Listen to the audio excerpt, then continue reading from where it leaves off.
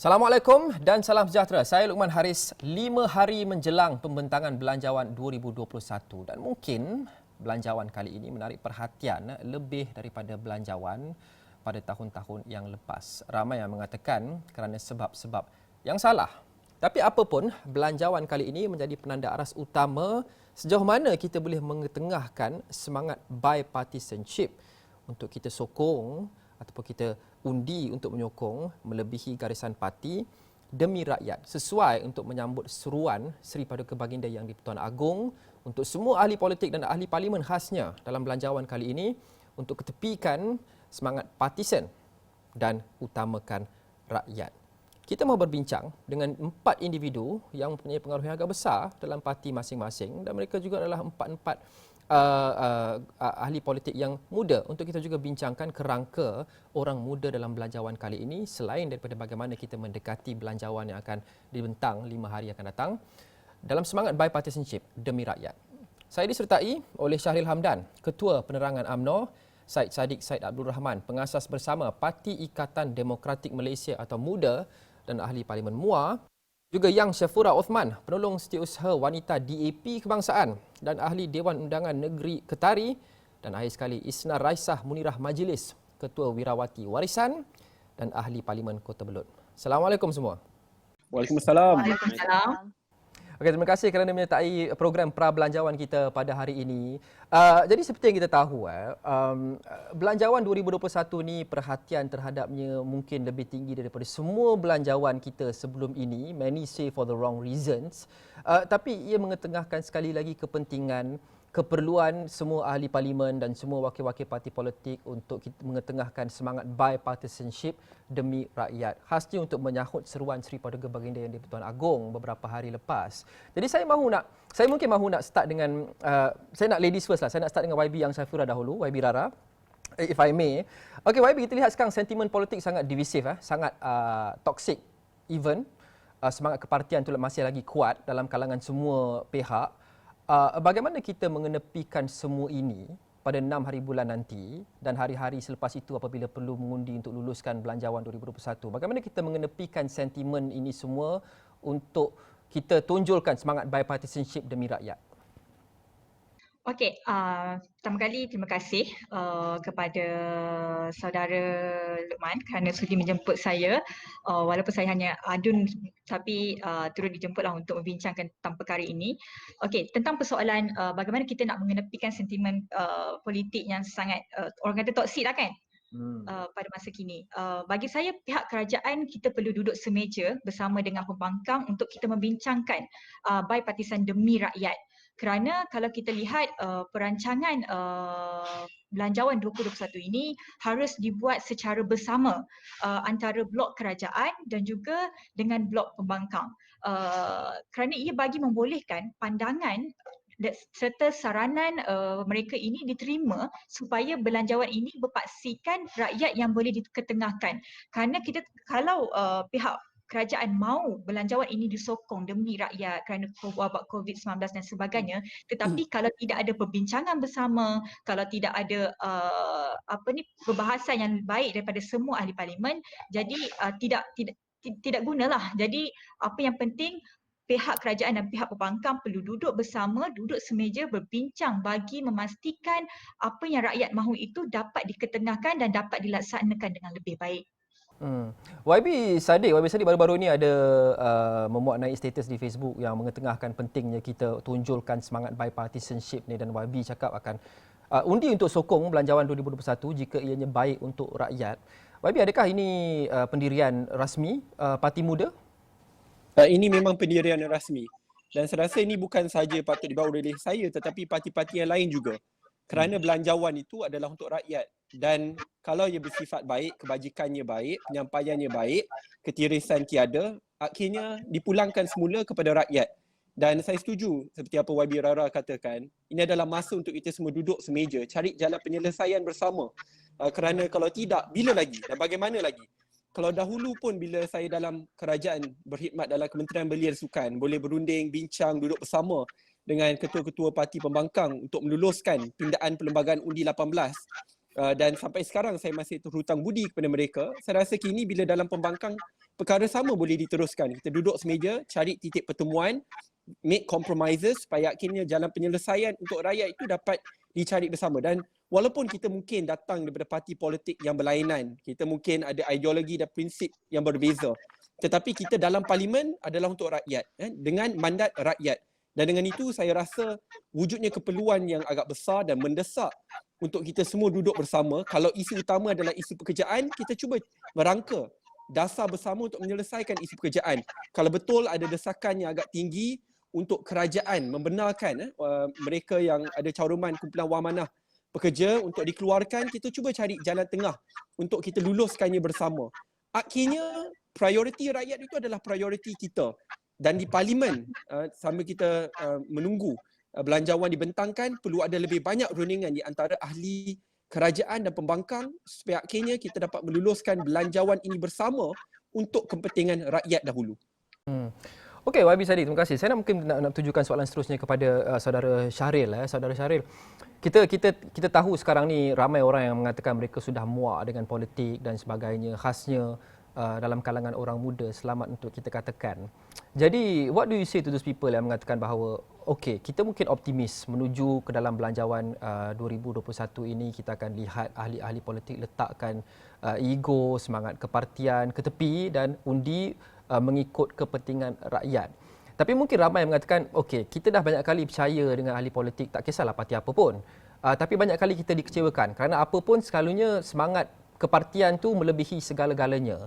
Jadi mengapa dalam belanjawan ini, mengapa belanjawan kali ini patut orang muda khasnya percaya ahli-ahli politik akan tolak tepi semua semangat kepartian dan sebagainya ini dan mengundi dan menyokong sebagaimana yang baik untuk rakyat, bukan untuk parti ataupun untuk diri masing-masing. Ya, Saudara Luqman, terima kasih atas soalan. Dan terima kasih atas jemputan. Kalau YB Rara kata dia adun je pun dijemput, saya YB pun bukan dijemput tu, saya amat berterima kasih lah. Kalau soalannya kenapa orang muda patut percaya kali ini, saya rasa pertama kita akui lah, orang politik semua kena akui bahawasanya memang ada sebab rakyat kecewa dan rakyat merasakan muak dan meluat kepada orang politik dan sistem politik itu sendiri. Tetapi kali ini mungkin kalau kita nak berpandangan optimistik, disebabkan beberapa kenyataan bukan hanya titah daripada Yang di-Pertuan Agong, tetapi kenyataan-kenyataan daripada ahli politik melangkaui spektrum parti, kerajaan ataupun pembangkang. Saya kira bukan hanya parti-parti dalam kerajaan saja yang bercakap kita kena luluskan bajet, kita kena dahulukan rakyat, tetapi orang muda khususnya macam YB Syed Saddiq yang antara yang awal yang mengatakan dia akan sokong. Dia akan sokong supaya diluluskan bajet tersebut. Dan banyak lagi ahli-ahli pembangkang, ahli Dewan Rakyat Pembangkang yang mengatakan begitu. Mungkin ada syarat sikit sana, tetapi semangat yang awal-awal ditonjolkan oleh segenap Dewan Rakyat dan juga ahli-ahli di belakang parti-parti masing-masing memberikan satu sinar harapan sekurang-kurangnya untuk belanjawan, insya-Allah kita lulus dan kita lepas. Selepas itu kita tengok macam mana, sama ada semangat positif itu boleh diteruskan, insya-Allah. Saya nak tanya pada YB Munirah, ada pendirian ataupun tidak Parti Warisan sekarang, sama ada mereka akan menyokong belanjawan 2021 khasnya jika ia baik untuk rakyat, YB? Saya juga ingin berterima kasih pertama sekali. Boleh dengar ya suara saya? Boleh cakap kuat sikit, YB. Okey. Atas jemputan ini, saya lihat daripada kenyataan yang telah dikeluarkan oleh Presiden Parti Warisan Sabah, Datuk Seri Shafie Apdal, baru-baru ini juga menyatakan iaitu kita juga tidak ada masalah ya menyokong belanjawan 2021, especially bila kita sekarang ini dalam tengah pandemik dan kita perlu dahulukan rakyat. Yang perlu kita sekarang adalah perpaduan, dan saya kira antara semua negeri dan wilayah yang paling affected sekarang adalah negeri Sabah ya. Paling affected sekali adalah negeri Sabah, di mana sekarang ini kes-kes positif pun daripada Sabah yang banyak kita tengok seharian. Dan juga saya secara personal daripada ahli parlimen daripada kawasan luar bandar, saya kira saya lihat belanjawan ini seharusnya satu belanjawan yang sangat inklusif of course kita mau bantu kita punya industri SMEs, tetapi jangan juga lupa kepada anak-anak muda yang banyak kehilangan peluang pekerjaan selepas pandemik COVID-19 ini. Ramai yang balik kampung. Macam mana belanjawan ini nanti kita bantu anak-anak muda di luar bandar situ untuk kita teruskan kehidupan ini. Saya rasa dari segi warisan, dan saya selaku anak muda tidak ada halangan, dan juga yang penting pada kita belanjawan ini kita tahu detailnya juga, dan saya sangat setuju dengan pendapat YB Rara dan juga YB Saddiq tadi menyatakan bahawa perlu ada rundingan awal antara government dan juga opposition, pembangkang dan juga kerajaan, bukan setakat di dalam Dewan Rakyat, tetapi juga awal di luar itu, perbincangan yang sangat-sangat lebih khusus, lebih kurang begitu. Jadi YB Munirah, adakah penularan COVID-19 yang semakin serius di Sabah sekarang ini menjadi motivasi yang penting untuk ahli-ahli parlimen Parti Warisan Sabah untuk mengundi untuk meluluskan belanjawan akan datang? Saya kira ini satu yang kita lihat perlunya untuk kita secara sebagai ahli-ahli parlimen untuk dahulukan rakyat, ya, sebab ini pada saya dia tidak akan tanya ini warisan kah, UMNO kah, DAP kah. Dia tidak mengenal parti pun. Kita semua terkesan daripada pandemik ini, dan saya kira adalah kita sebagai ahli parlimen mendukung, dan insya-Allah saya kira, dan saya juga ingin bahawa kalau lebih awal kalau semasa debat itu nanti, adakah pihak kerajaan juga bersedia untuk menerima sebarang cadangan daripada pihak pembangkang untuk kita adopt masuk dalam belanjawan 2021 nanti. Itu saya satu perkara yang saya kira mustahil untuk kita ambil kira jugalah.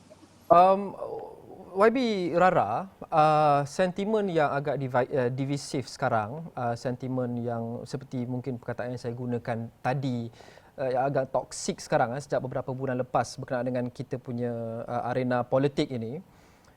Adakah YB, itu yang kita saksikan di peringkat atasan yang mendapat perhatian dan liputan berita dan sebagainya kan. Tapi adakah sentimen ini dicerminkan dalam kalangan golongan akar umbi dan golongan muda dalam parti YB Rara? Okey, kalau kita lihat secara umum, sentimen kepatian di peringkat akar umbi dan golongan muda sekarang, kita taklah seteruk yang kita jangka, yang kita sangka. Sebab terutamanya kalau ketika krisis ekonomi seperti ini, di mana ia mendapat kesan buruk yang lebih besar, dan peringkat, dan ia memberi kesan kepada peringkat akar umbi dan juga golongan muda. Jadi mereka hanya mahu, sebenarnya mereka ini hanya mahu kerajaan yang betul-betul yang nak memerangi COVID-19 dan juga nak menyelamatkan ekonomi negara dan juga rakyat. Itu yang paling penting sekarang. Dan kalau kita lihat kepada sentimen kepatian itu sendiri, yang ada kalau ketika sekarang ini ialah untuk kerana mereka yang kecewa dengan kerajaan yang seperti tidak fokus untuk memerangi COVID-19 dan menyelamatkan ekonomi negara dan rakyat. Contohnya kita boleh lihat bagaimana menteri sendiri yang tidak mengikut SOP yang mereka sendiri tetapkan kepada rakyat. Ada menteri yang berjumpa dengan rakyat tak pakai pelitup muka, ada yang berkumpul beramai-ramai dan sebagainya. Jadi ini tidak adil. Malah rakyat yang berkumpul, rakyat yang tak pakai pelitup muka, mereka didenda. Tetapi tidak menteri-menteri ini. Jadi saya kira sebab itu sentimen itu sampai kepada sentimen kepada keperluan untuk menukar kerajaan, oleh sebab kerajaan hari ini dia tidak serius dan dia gagal dalam dua perkara, iaitu perkara pertama, sebabnya rakyat di bawah ini sudah terkesan dengan ramai yang kehilangan pekerjaan dan sebagainya, tetapi kerajaan hari ini masih lagi sibuk bergaduh satu sama lain, berebutkan jawatan, siapa nak jadi TPM, siapa nak pegang GLC dan sebagainya. Jadi nampak sangat kerajaan hari ini mereka tidak serius kepada untuk menyelamatkan ekonomi negara dan juga rakyat, tetapi hanya kepentingan diri sendiri. Dan yang terakhir sekali, kerajaan perlu tahu bahawa rakyat nak kerajaan serius untuk memerangi COVID-19 ini dan menyelamatkan ekonomi, kerana rakyat hari ini ramai di antara mereka dah hilang pekerjaan dan mereka perlu lihat perkara ini sangat serius. Okey, saya rasa adil lah untuk kita bagi saudara Syahril untuk menjawab tu. Saudara Syahril, respon. Respon kepada serangan yang mana tu? Bukan serangan Smart. pendapat. Kita raikan perbezaan pendapat. Jadi respon jika ada kepada pendapat YB Rara Ya, sebentar ya. tadi. Baru 5 minit dah start jadi partisan. Bagi saya memang perlu diakui sistem politik dan ahli politik sama ada kerajaan ataupun pembangkang ada kesilapan-kesilapan kita. Terutamanya dalam PRN Sabah sebab itu yang menjadi fokus utama penularan gelombang ketiga. Sudah tentu kritikan itu dan saya faham kau ni kritikan itu akan lebih kepada kerajaan sebab kita kerajaan. Kita lah UMNO pun bukan dalam Perikatan Nasional ya. Kita berada dalam blok. Saya ambil maklum. Mendukung Ya. Maknanya mereka yang memegang jawatan menteri, of course mereka akan dapat kritikan lebih daripada ahli politik pembangkang. Itu realiti. Kalau hari ini Pakatan Harapan jadi menteri pun fokus akan lebih kepada menteri. Jadi saya ingat menteri-menteri Perikatan Nasional ni tak kira dari parti mana kena terima hakikat tu lah. Bila you dah terima jawatan macam tu, Tapi saya rasa Najib pun ada komplain perkara yang sama. Adakah saudara Syahril merasakan bahawa itu hakikatnya saya setuju. Adakah saudara Syahril merasakan kritikan-kritikan itu adil? Saudara Syahril. Ya, saya rasa adil. Apabila nampak seperti mana dua darjat, tak boleh nak nafikan. Walaupun saya berada dalam blok tersebut, tapi macam mana saya nak defend benda yang terang-terang tak betul.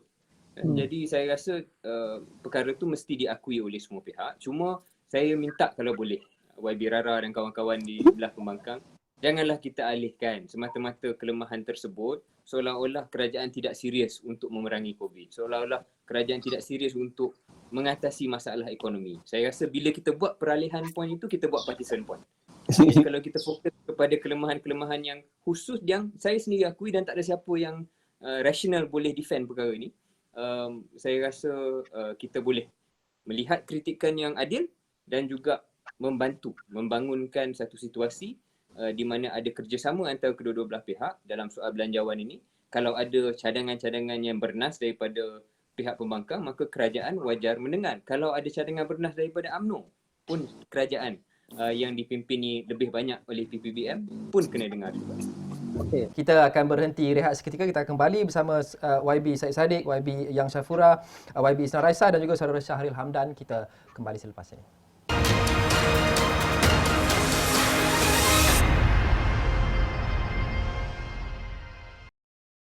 Bagaimana kita letakkan rakyat dahulu dan semangat kepartian dan politik ke tepi dalam Belanjawan 2021 yang akan dibentangkan 5 hari dari sekarang. Saya mengumpulkan 4 wakil dari parti-parti berbeza dan mereka ini semua terdiri daripada golongan muda kerana kita bukan sahaja nak berbincang mengenai Belanjawan 2021 dalam kerangka semangat bipartisanship, tapi juga daripada perspektif orang muda, satu pemegang taruh yang sangat penting bukan sahaja dalam Belanjawan ini tetapi dalam arena politik negara bergerak ke hadapan.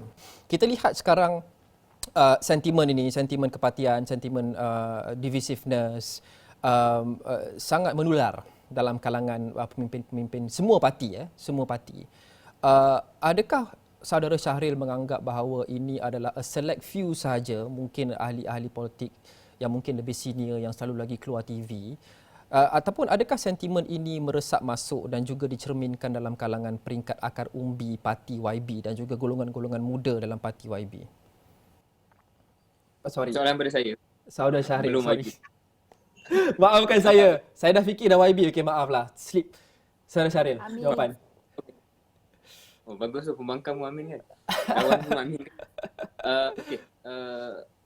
Saya rasa pertama secara umum, general, bukan nak kata semua golongan senior berpendirian ataupun beraksi dengan cukup partisan. Ada juga golongan senior yang mencerminkan kemampuan untuk bipartisan. Sama juga, bukan semua golongan muda yang kononnya ada nak semangat politik baru. Ada juga golongan muda yang masih tradisional dalam pandangan politik mereka. Tetapi secara keseluruhannya, saya lihat contoh melalui forum macam ni, saya kira forum macam ni pun susah nak buat seandai keempat-empat kami ni yang lebih senior. Jadi secara keseluruhan, generally lebih muda generasi politik tersebut lebih terbukalah kepada dialog yang membina.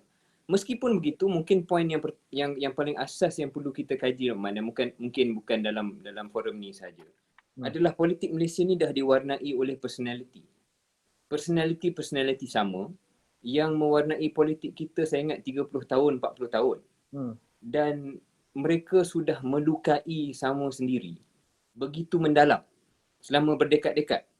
Sehingga kan mungkin kalau mereka nak bersama pun susah nak membina kepercayaan atau trust between these personalities.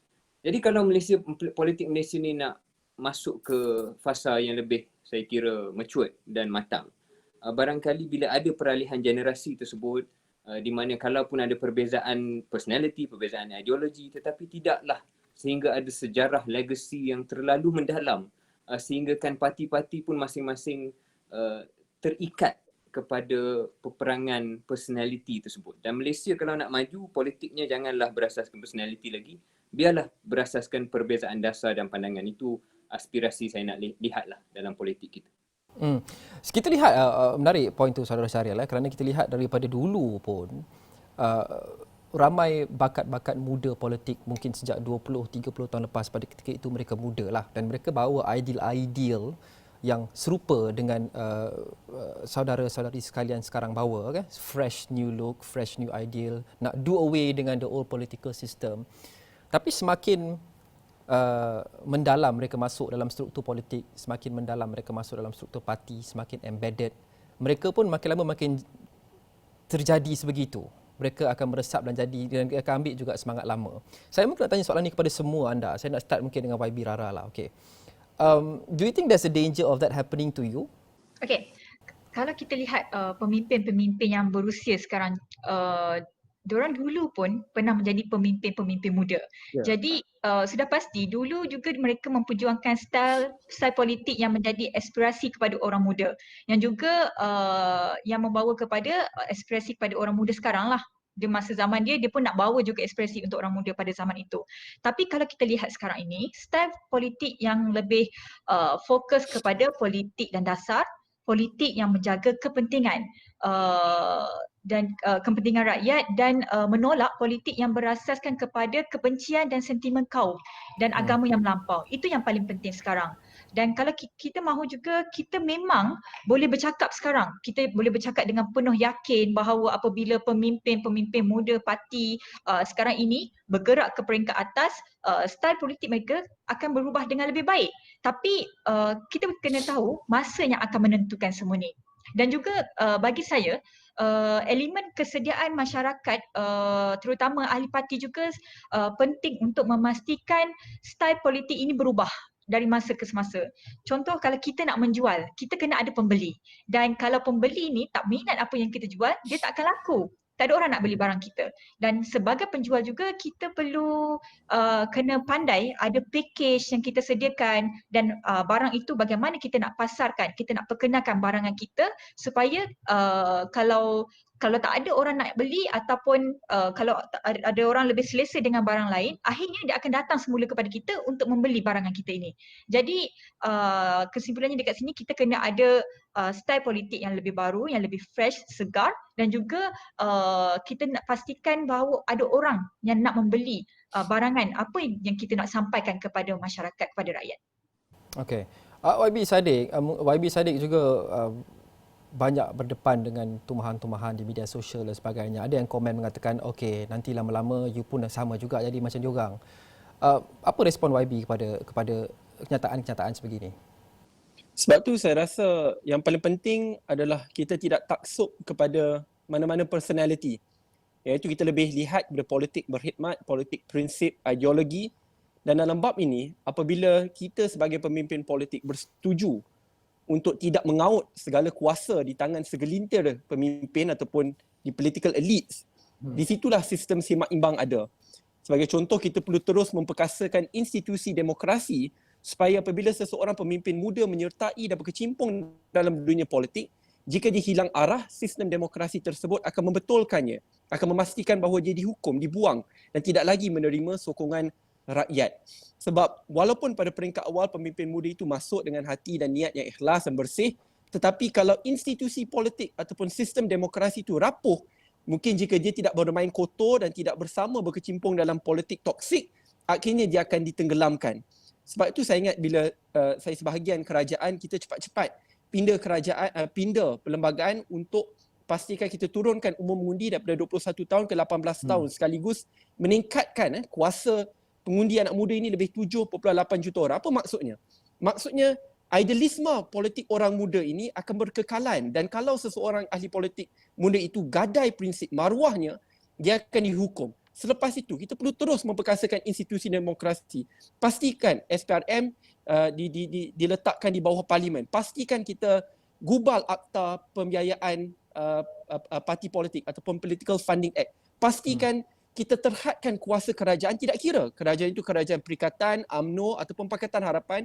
Sesiapa yang membentuk kerajaan akhirnya perlu jawab kepada rakyat dan tidak ada lagi pemusatan kuasa yang agak besar. Kerana walaupun pemimpin muda itu menyertai dengan niat dan ikhlas yang bersih, tetapi jika sistem itu masih kotor, sistem itu masih didominasi oleh segelintir puak pencatur kuasa yang sama, akhirnya if that young person doesn't play the game, he will be drowned out by the politics of toxicity. Sebab itu kita perlukan lebih banyak pemimpin muda merentasi fahaman politik, dan pada masa yang sama kita perlukan reformasi yang menyeluruh kepada institusi demokrasi negara. YB Munirah, tadi YB Munirah sebut, dan sebelum ini saya pernah berbual Presiden Datuk Seri Syafiee Apdal juga ada menyebut, sudah tentu pembangkang akan melihat secara terperinci apa yang diumumkan dalam Belanjawan 2021 sebelum mereka mengundi dan membuat keputusan sepenuhnya mereka mahu undi sokong ataupun tidak. Faham pendirian itu. Tapi ada juga kalangan parti-parti pembangkang yang mengatakan, okey, kalau ada poin-poin kecil yang mungkin kita tak setuju, kita akan suarakan dalam bahas sebagai contoh. Tapi untuk the greater good, kita akan undi untuk sokong juga Belanjawan 2021 secara keseluruhan kerana ia baik untuk rakyat, untuk memastikan pentadbiran negara dapat kita teruskan. Adakah YB kongsi sentimen ini dan juga Parti Warisan kongsi sentimen ini? Kalau ada poin-poin kecil yang tak puas hati, mungkin akan suarakan. Tapi secara keseluruhannya akan menyokong belanjawan ini demi rakyat. Saya kira bila kita bersetuju untuk sama-sama meluluskan, mendukung Belanjawan 2021 ini, bermaksud kita juga tidak, berilah keadilan juga bukan sahaja kepada kerajaan tetapi juga kepada pihak pembangkang, di mana saya kira kita juga menyuarakan berdasarkan daripada keperluan yang mungkin orang lain tidak nampak daripada kacamata kita.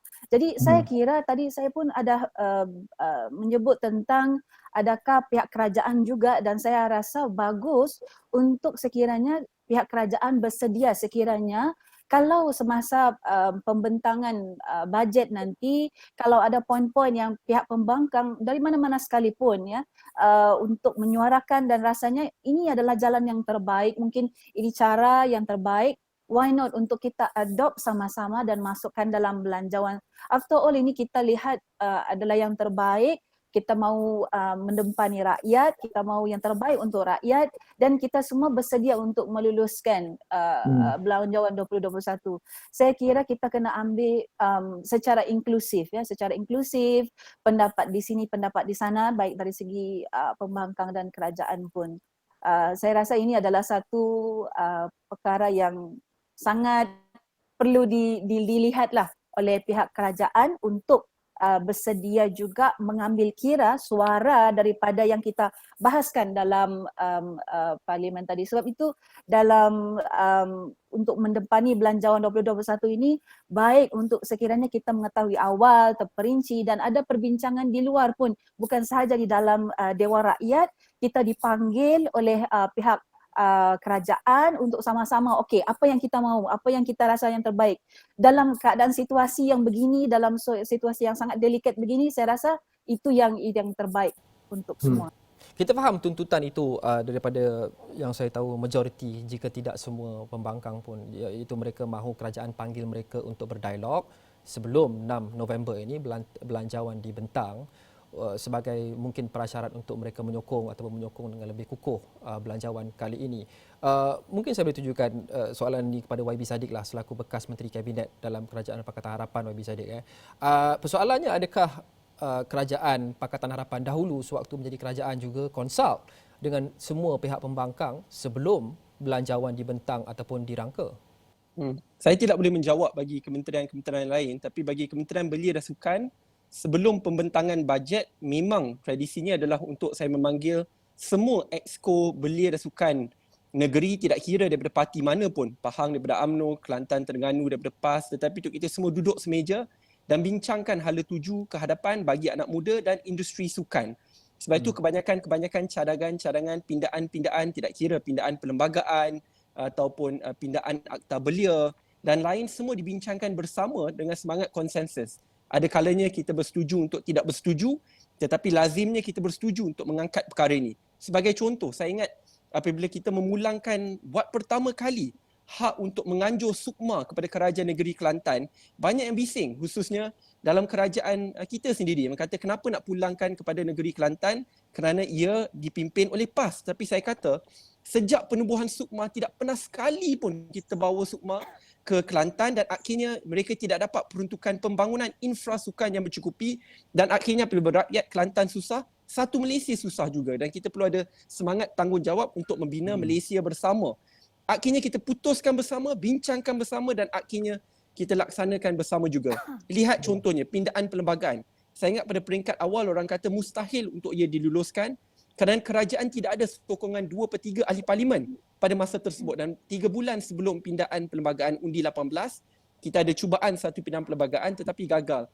Apabila kita berunding dengan pimpinan UMNO, pimpinan PAS, GPS, saya ingat saya sampai terbang ke Sarawak untuk berjumpa dengan Ketua Menteri, ke Sabah untuk berjumpa dengan Ketua Menteri, pergi jumpa dengan Tok Guru Hadi, jumpa dengan Menteri Besar Terengganu, duduk bincang, cari jalan tengah. Memang kita perlu belajar untuk berkompromi.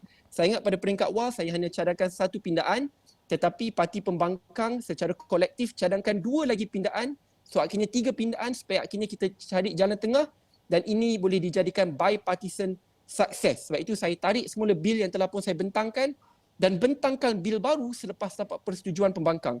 Mungkin pada masa tersebut banyak orang kata Sadiq sedang dibuli oleh parti pembangkang dan kerana itu senang untuk kita dipermainkan. Tetapi apabila kita duduk bincang dengan mereka, kita keluarkan kenyataan bersama. Buat pertama kali pada masa yang sama kita buat PC di antara kerajaan dengan blok pembangkang. Dan akhirnya apabila dibentangkan dekat dalam parlimen, saya bukan di sana untuk caci maki mereka kerana kalau saya caci maki mereka, buat apa mereka ingin sokong pindaan perlembagaan saya? Sebab itu kita akhirnya buat sokongan kolektif. Apabila kita luluskan perkara ini adalah kejayaan kita bersama. Dan untuk bawa semangat tersebut ke dalam Belanjawan 2021 ini, bukan saja kerajaan perlu panggil parti pembangkang dalam parlimen ataupun di luar parlimen, tetapi saya juga ingin mengesyorkan rakan-rakan dalam parti pembangkang untuk terus menghubungi rakan-rakan dalam kerajaan, cuba duduk semeja. Saya berikan satu contoh. Semalam saya tengok banyak kenyataan-kenyataan dikeluarkan oleh parti-parti rakan-rakan saya tanya, oh kita nak dilibatkan secara terus dalam peringkat belanjawan ini. Lepas tu saya cuba, I tried my luck, saya terus cuba hubungi mesej Tengku Zafrul Yang Berhormat Menteri Kewangan untuk bincangkan perkara ini dan tidak sampai 30 minit terus dapat respon, terus dapat berjumpaan dan kita ada perbincangan agak panjang sampai pukul 9.30 malam. So daripada kita hanya mengeluarkan kenyataan media, lebih baik kita terus cuba berhubung dan selepas berhubung perlu ada politik matang di mana kita berjumpa, cari jalan tengah bersama, tidak perlu maki-maki, kritik tu sentiasa perlu ada sebab itu adalah tanggungjawab kita sebagai ahli pembangkang dijadikan sistem semak imbang. Tetapi bila kita berhubung, kita ada saling hormat menghormati antara satu sama lain dan akhirnya kita dapat merangka belanjawan yang padu dan belanjawan yang betul-betul mengetengahkan kepentingan rakyat dahulu, bukan kepartian politik sahaja. Semua inisiatif-inisiatif yang YB dah ambil ini, sama ada selaku Menteri Belia dan Sukan dahulu dalam Kabinet Pakatan Harapan maupun sekarang dalam kapasiti pembangkang, semua inisiatif-inisiatif bipartisan, berhubung secara terus dengan Menteri Keuangan dan sebagainya. Nampak seolah-olah YB, you are alone in being this open and this bipartisan, not just now tapi sejak 2-3 tahun lepas. Whether when you were in the government or when you're outside of government right now, do you think you're alone in being this open and this bipartisan and this mature dalam Malaysia, dalam kalangan semua ahli-ahli parlimen di Malaysia, termasuk dalam kalangan blok-blok YB sendiri? I believe that many others who are much better than me and who can handle negotiations in a much better fashion. Cuma mungkin kerana masih ada tabu di mana kalau ahli kerajaan ataupun pembangkang duduk semeja, mungkin mereka akan ada masalah di peringkat akaun umbi mereka. Mungkin mereka akan dilihat sebagai ahli politik yang lemah, cepat untuk berkompromi dengan pemimpin parti lain. Tetapi realitinya, untuk kita menyelesaikan masalah negara, kita perlu duduk semeja. Kita semua ada kekuatan masing-masing, ada akar umbi masing-masing. Tetapi kalau kita hanya fokus untuk memperkasakan kedudukan parti politik kita dan meletakkan kepentingan negara di belakang, mungkin hari ini hari kita, tetapi 5 tahun yang akan datang bila tukar kerajaan, apabila kita dilayan seperti itu, kita marah pula. Sebab itu saya sentiasa perlu bermuhasabah. Sebelum ini saya kerajaan, sekarang saya duduk di meja pembangkang. Siapa tahu pada masa akan datang kerajaan balik. Sebab itu kita perlu pastikan bahawa silaturahim itu berkekalan dan akhirnya politik matang itu kita teruskan. A constructive form of politics. Dan saya agak yakin bila lebih banyak ahli politik muda naik, kita akan lihat politik khidmat, politik matang ini diguna pakai secara lebih meluas. Kerana orang muda ni dia tak ada politik dendam yang kesumat sampai ke satu tahap politik tu dah berterusan 20-30 tahun seperti apa saudara Syahril tekankan tadi. Mungkin kita ada gaduh sikit-sikit pasal isu-isu, tapi it's never personal. So akhirnya kita tetap dapat duduk semeja dan bila kita susah, senang-senang, tetapi akhirnya kita tidak akan main politik personal ni sampai ke satu tahap di mana kita tidak boleh berkawan dan tidak boleh letakkan kepentingan negara sebagai prioriti kita semua, tidak kira pakaian apa pun politik yang kita pakai. Okey. Saya akan kembali bersama dengan YB Syed Saddiq, Isna Raisah Munirah Majlis, Yang Syaifurul Uthman dan juga saudara Syahril Hamdan. Kita berhenti rehat seketika. Kita kembali selepas ini dengan segmen terakhir.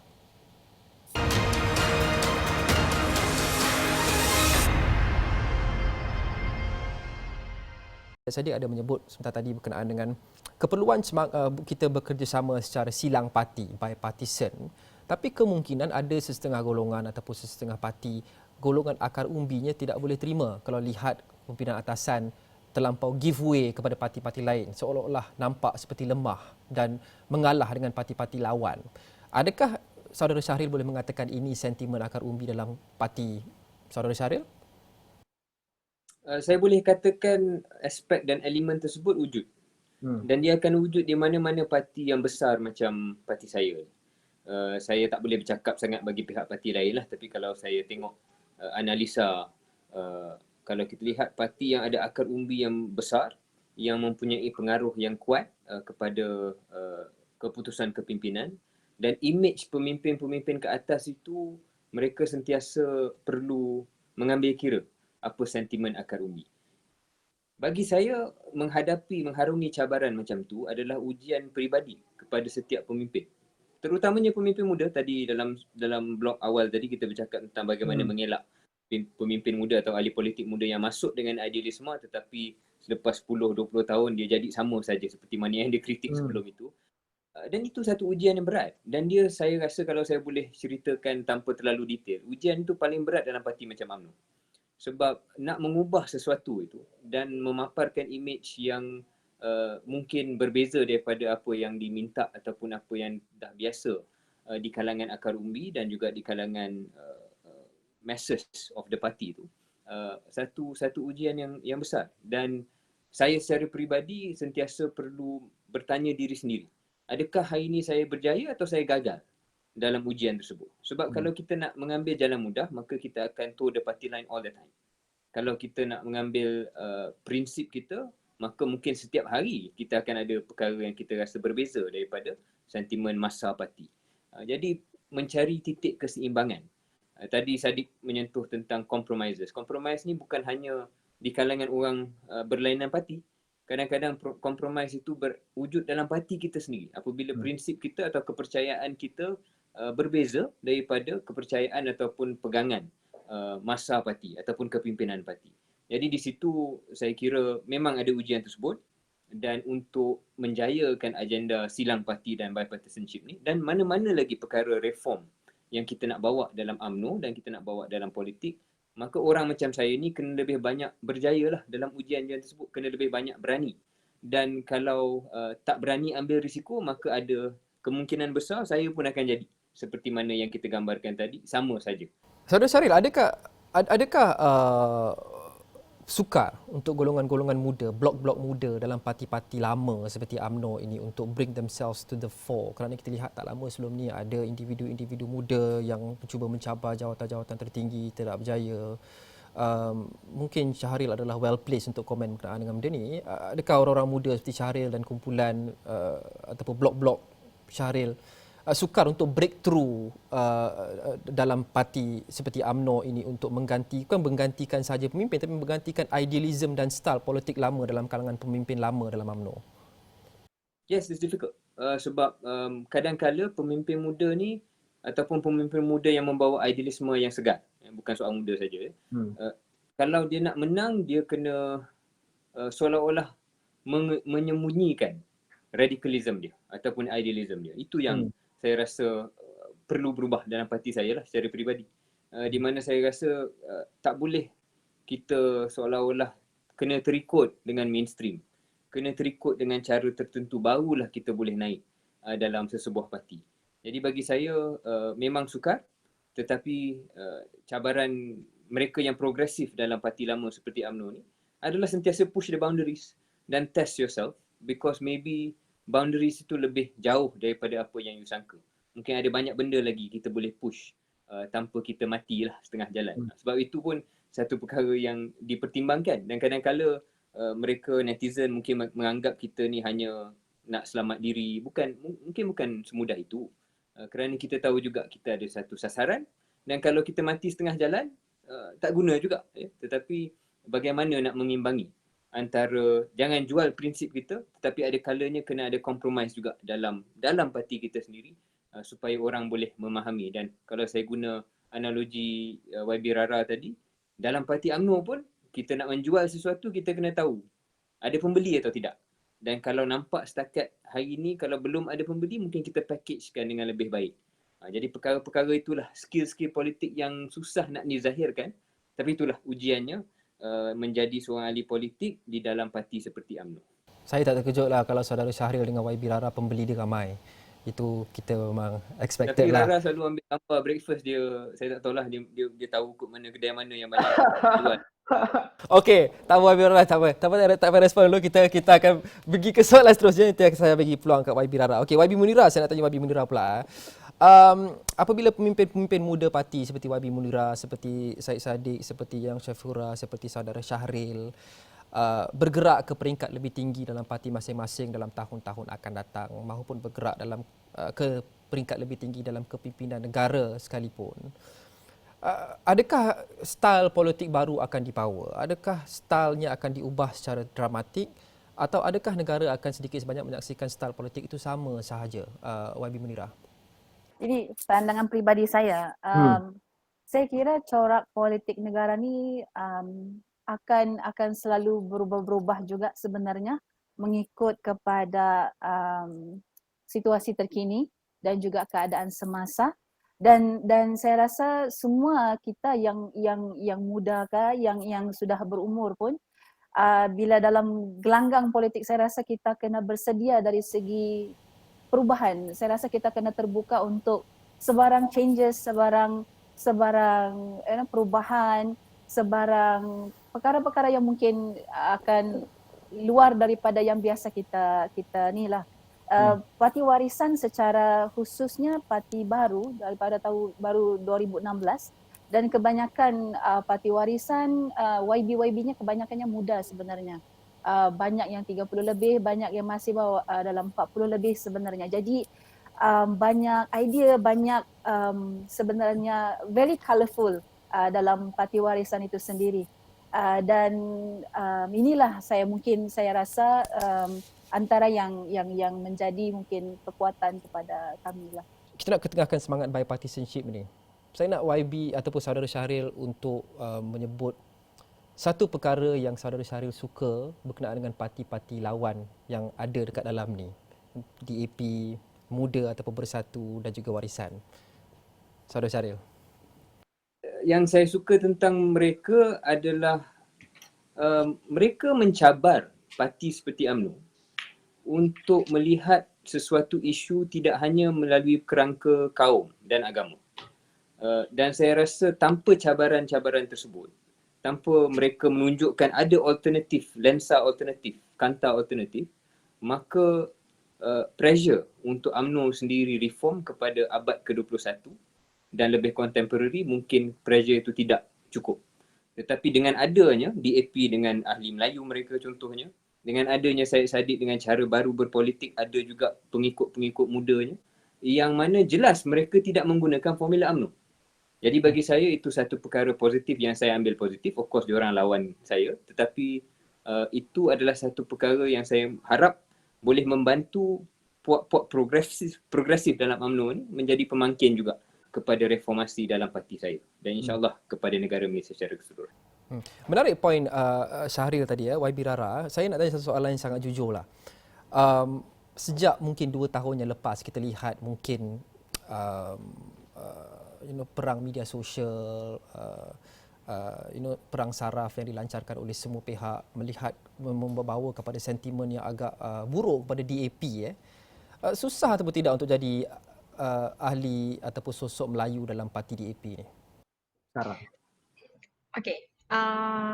Tapi saya nak menjawab dululah kepada yang bukan menjawab lah, balas balik pada saudara Syahril. Okay. Sebenarnya UMNO pun dia ada perkara baik dia, iaitu UMNO ni sendiri dia memberi khidmat masyarakat yang baik.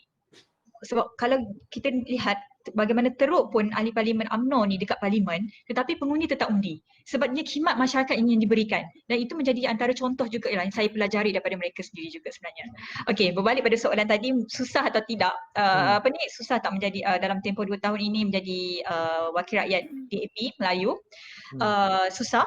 Kerana tidak mudah untuk kita nak memuaskan hati semua pihak, lagi-lagi apabila parti DAP ini memang selalu diserang bertubi-tubi, lagi-lagi daripada parti UMNO itu sendiri ataupun MCA dan sebagainya. Ya, apa dia saudara Syahril? Saya kritik tanpa menggunakan lensa kaum kalau sedap. Bukan saudara Syahril lah, tapi orang lain lah dari UMNO yang lain. Jadi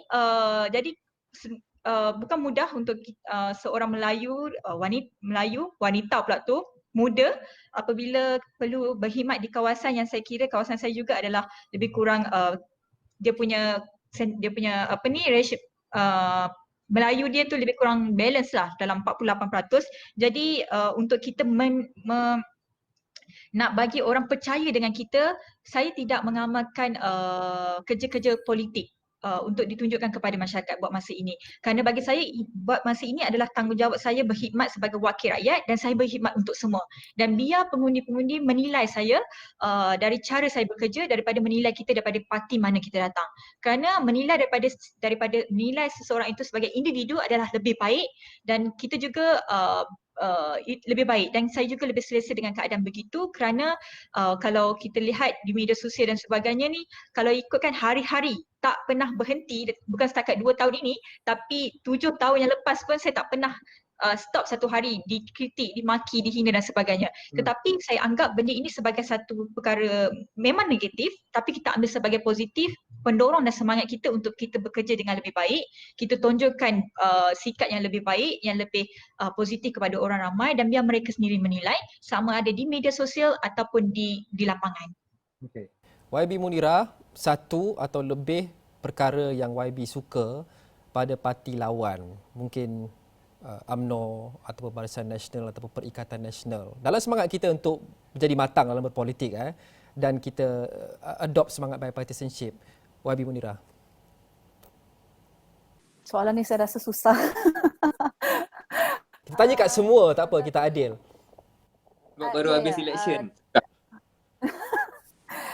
Tapi saya kira satu yang tentang, kalau saya boleh sebut tentang UMNO, saya kira dia punya, macam mana nak cakap ya, dia punya kesatuan dia dalam parti itu sendiri kan.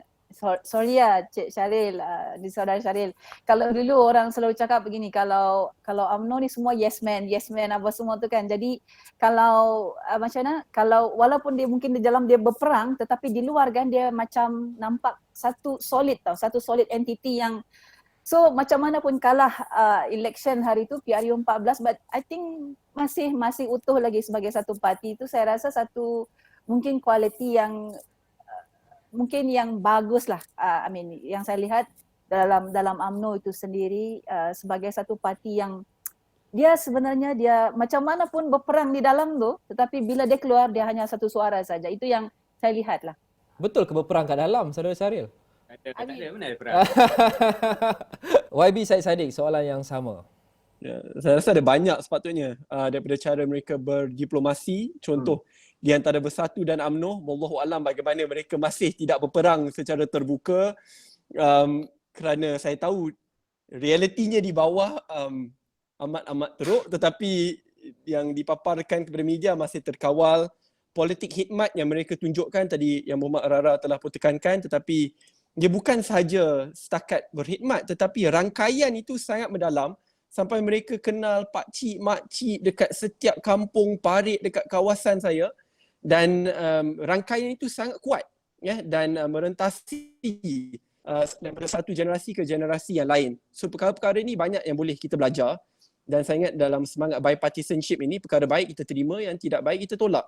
Tetapi kita tidak boleh angkuh dan sombong dan berkata bahawa semua dalam UMNO itu jahat, semua dalam parti ini jahat. Realitinya akan ada yang baik dan kita perlu cari jalan untuk memperkasi yang baik ini supaya akhirnya yang baik-baik semua naik sekali. Menang kalah hari ini kita pembangkang, esok kerajaan, esok pembangkang semula. Tetapi akhirnya orang-orang baik inilah yang akan mempelopori dunia politik Malaysia, insyaAllah. Okey. Soalan terakhir untuk anda semua. Anda semua ni adalah, insya-Allah adalah pemimpin masa depan negara dalam parti masing-masing, dalam apa jua kapasiti. Orang yang tengok sekarang ni, politik sekarang, khasnya anak-anak muda, dan mereka risau berkenaan dengan masa depan politik negara. Soalan simple je. Is it going to be okay? And why? Dari segi kerangka politik dalam masa 10-15 tahun akan datang. Start dengan YB Rara. Is it going to be okay, YB Rara, dan kenapa? Alright. Saya rasa okey.